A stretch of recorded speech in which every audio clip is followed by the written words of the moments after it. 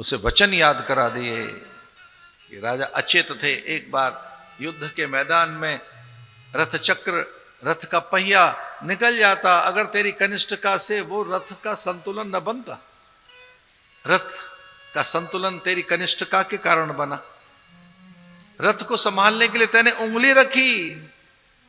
रक्त रंजित तेरी कनिष्ठिका देखकर दशरथ ने पूछा था, जब उन्हें चेत आया, वो चैतन्य हुए, अपनी मूर्छा से, एक बाण से उनको मूर्छा आ गई थी। दशरथ के प्राण जा सकते थे। युद्ध का परिणाम तेरे कारण आया। और तब दशरथ ने कहा था कि क्या हुआ?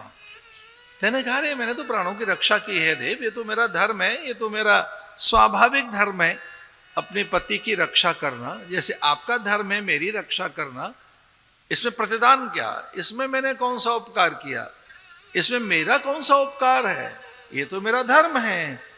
लेकिन राजा ने इसे बड़ी बात माना। राजा ने कहा, तेने मेरे प्राणों की रक्षा की है रानी।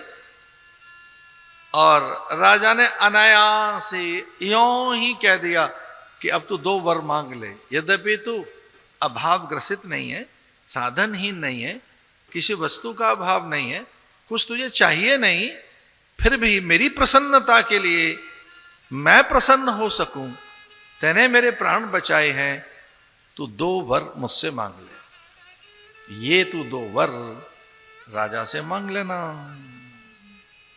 कैकेयी को मंथरा ने कहा कि तेने वो 2 वर की कथा मुझे सुनाई थी, वो 2 वर मांग लेना, लेकिन ऐसे नहीं मांगना।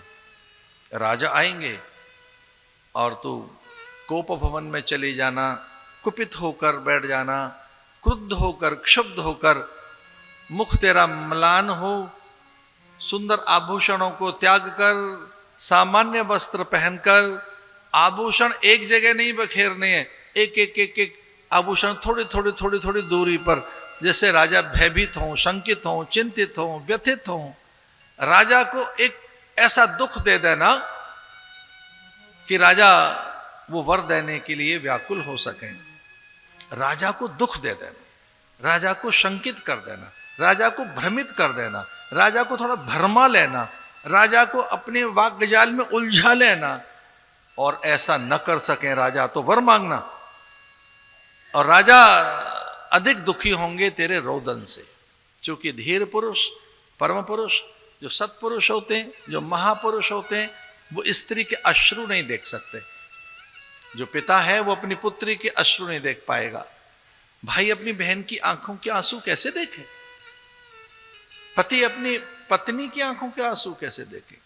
हम अपनी पुत्रियों के अश्रु कैसे देख सकते हैं?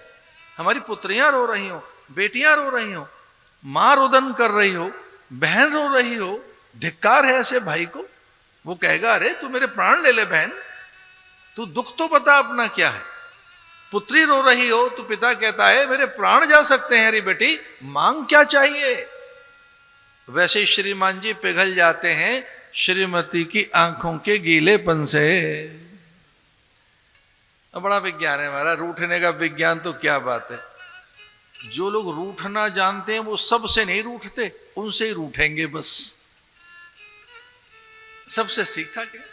कई बार घर में ऐसा चलता है, कोल्ड वार चल रही है, कुछ लोग तो महारथी 3-4 दिन तक नहीं बोलते आपस में। कई लोग लंबा रिकॉर्ड बनाते हैं, महीने तक नहीं बोलते। उनको लगता है क्या 2-4 दिन में क्या बनता है। लंबा कीर्तिमान स्थापित हो रहा है, ए जी ओ जी लो जी सुनो जी, बात नहीं होगी।